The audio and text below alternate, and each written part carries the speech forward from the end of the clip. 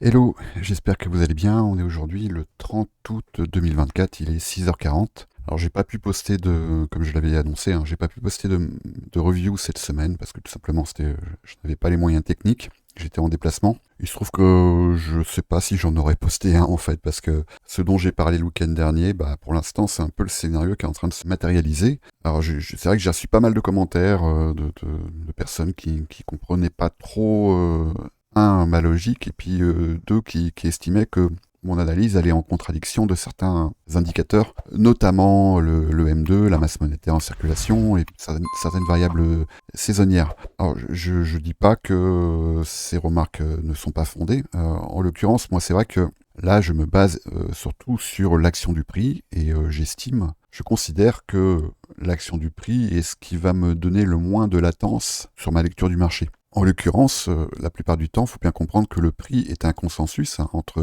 des acheteurs et des vendeurs, et que la plupart du temps, ces acheteurs et ces vendeurs essayent d'anticiper ce que le prix va bien pouvoir délivrer. Et c'est la raison pour laquelle moi je considère que une lecture de l'action du prix est ce qui nous donnera le moins de latence sur notre analyse du marché. Donc, bon, après, je ne veux pas rentrer dans un débat. Il y a toujours ce débat entre l'analyse fondamentale, l'analyse technique et puis le price action. Donc, moi, j'ai un petit peu choisi mon camp.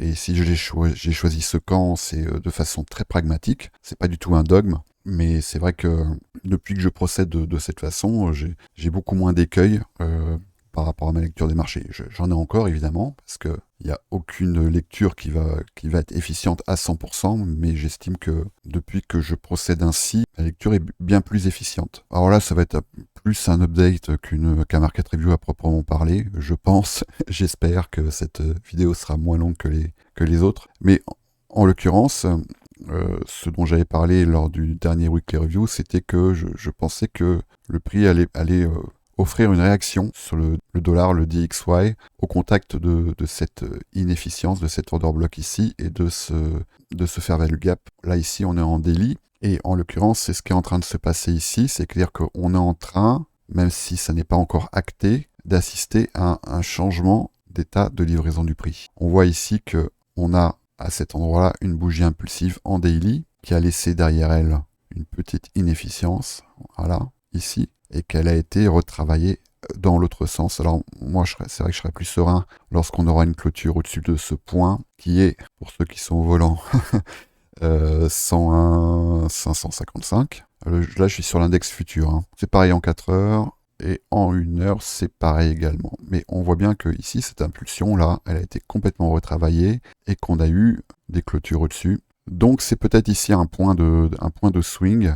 Alors quand je dis un point de swing, c'est pas forcément pour aller tout de suite vers des plus hauts. C'est-à-dire qu'on pourrait très bien avoir ici un travail dans cette zone pour ensuite aller pourquoi pas vers des plus bas. Sachant que là, on va arriver sur une clôture mensuelle aujourd'hui. En tout cas sur les marchés qui clôturent. Sur Bitcoin, ça sera le 31 à minuit, mais pour l'instant, là sur la finance traditionnelle, on voit qu'on est en train de clôturer le mois d'août sur un changement d'état probable de livraison du prix. En l'occurrence, la réaction s'est pas faite attendre, par exemple sur euro-dollar. Là, si je vais cette fois-ci en 4 heures, on voit qu'on a également cette fois-ci un CISD, un changement d'état de livraison du prix, qui cette fois-ci est acté sur l'euro-dollar. Et si on regarde bien, ça fait un petit moment qu'on n'en a pas eu.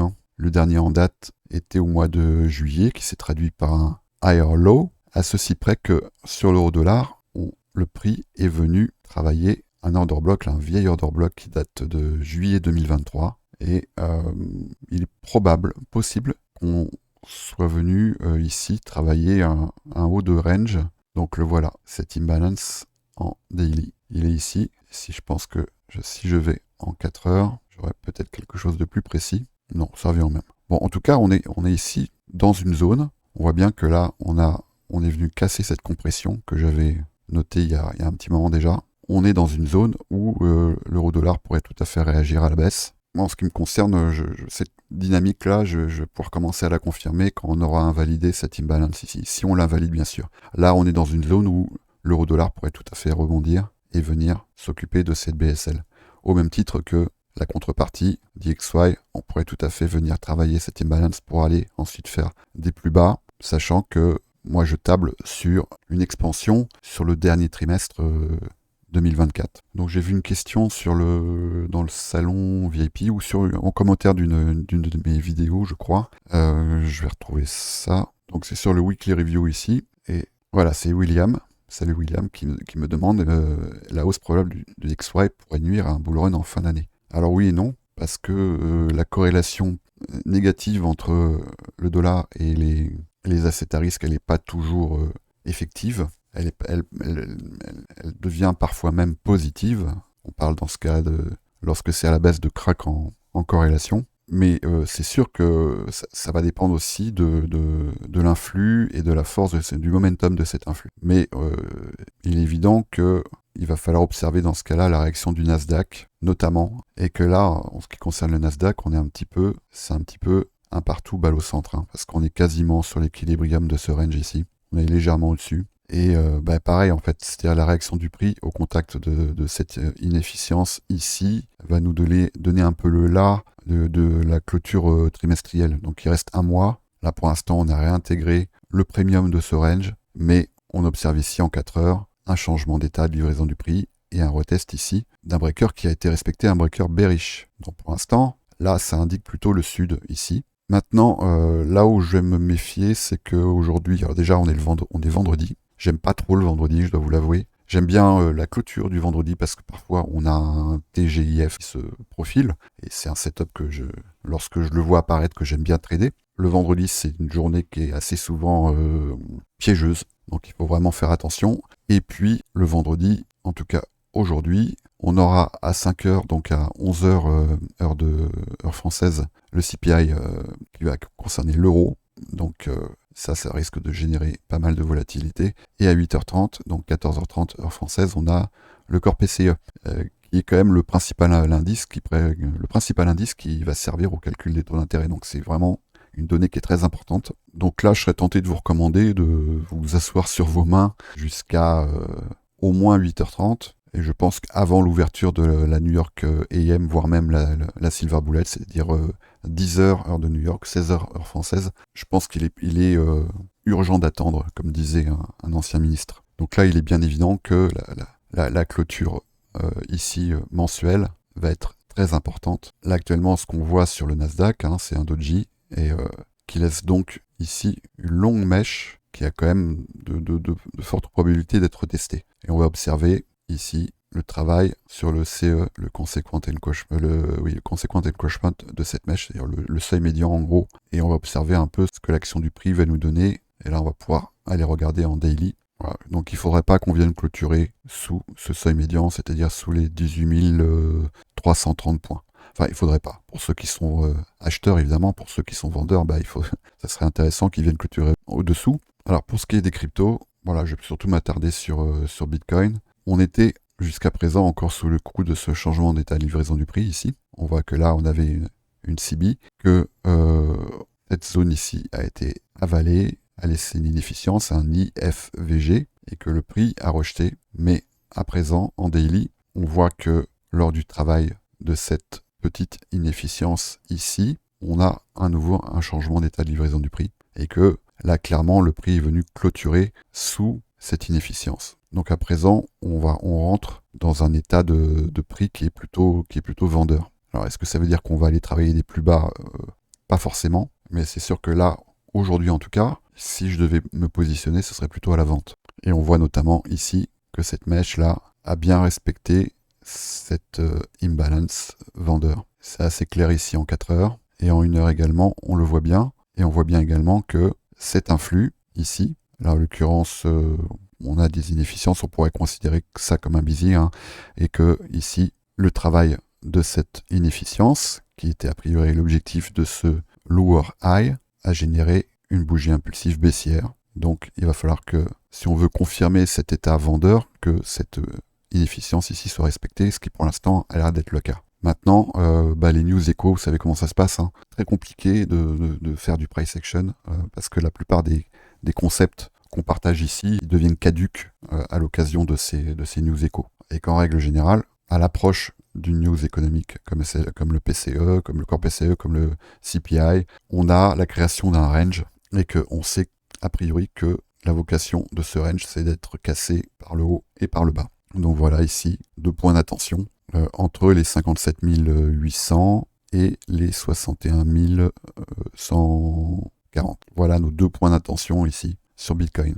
Donc ça ne veut pas dire qu'il ne faut pas trader, hein, mais on va évidemment, lorsqu'on trade, on va privilégier l'état de livraison du prix. Et là, ici, je considère que on est repassé dans un état qui est vendeur. Donc, passer dans un état vendeur, ça ne veut pas dire qu'on va aller à zéro, ça ne veut pas dire qu'on va aller faire des plus bas, ça veut dire que le prix doit aller travailler des zones qui sont plus basses. Mais on n'a pas, c'est très compliqué d'estimer la maturité de cet état cet état de vente. Ici, en l'occurrence, ce qu'on peut observer, c'est un market maker sell model. On voit bien ici, on a eu un smart model reversal, on a ici une surface de consolidation, que le prix vient travailler par le haut, et donc a priori, l'objectif de cet état de livraison serait la phase de consolidation précédente. Donc là, il faut regarder un petit peu à gauche ce qui s'est passé. Et la première ici qu'on peut observer, la voilà, on va bien la voir en 1 heure, c'est cette zone.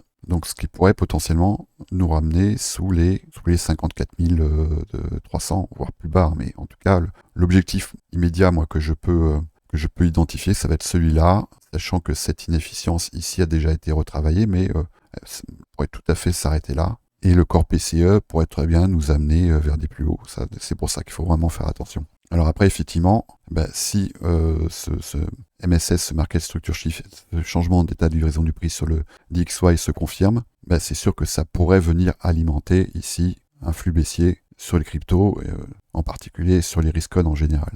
Donc c'est quelque chose que je vais bien observer là sur cette journée, et puis d'ici la fin du week-end pour les cryptos. Voilà pour le review, j'ai pas grand chose de plus à dire pour aujourd'hui en tout cas. Je fais un petit point sur les bots, sur le copy trading. A priori tout se passe bien, pas de raison que ça se passe mal en même temps. Quand on connaît le fonctionnement des bots LIM, on sait que ils aiment bien les retracements, parce que c'est là-dessus qu'ils vont prendre leur carburant. Si je vais sur les résultats journaliers, on peut voir que en dehors de la journée d'avant-hier, je crois, voilà, le bot, il fait de très belles opérations, notamment la journée du 23, il a fait une très, très, très, très belle opération. Et que là, il est reparti à la pêche. On a eu avant-hier 16 nouveaux fils. J'ai pas regardé aujourd'hui, mais hier, mais je crois qu'on en a eu un certain nombre également. Alors hier, le 29, non, mais ça a été une petite journée. Lim est venu prendre un ordre, mais sinon, on n'a pas eu de TP. Là, ça fait 3 jours qu'on n'a pas eu de TP. Enfin, on est au 3e jour, parce qu'aujourd'hui on est le 30. Donc on a eu 2 journées sans TP. Ça fait longtemps que c'était pas arrivé, mais c'est pas forcément une mauvaise chose, parce que plus les bots LIM s'engagent profondément et plus les TP seront intéressants. Donc je considère que c'est plutôt une bonne chose. Quand on va enchaîner comme ça des petits TP, bon, c'est pas, on va gagner quelques euros, quelques dizaines d'euros, ça dépend combien vous avez engagé sur ces bots.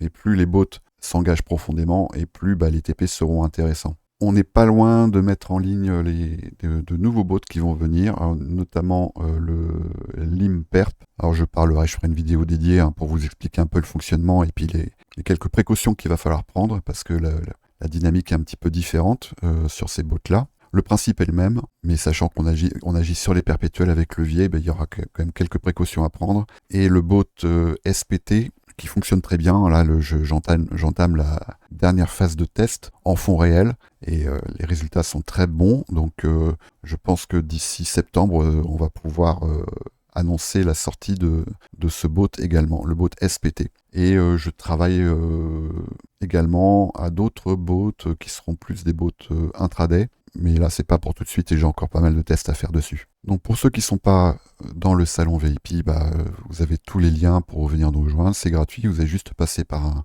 lien d'affiliation, en l'occurrence avec notre broker partenaire qui est Bitgate. Et vous pouvez également accéder au copy trading. C'est à peu près la même procédure.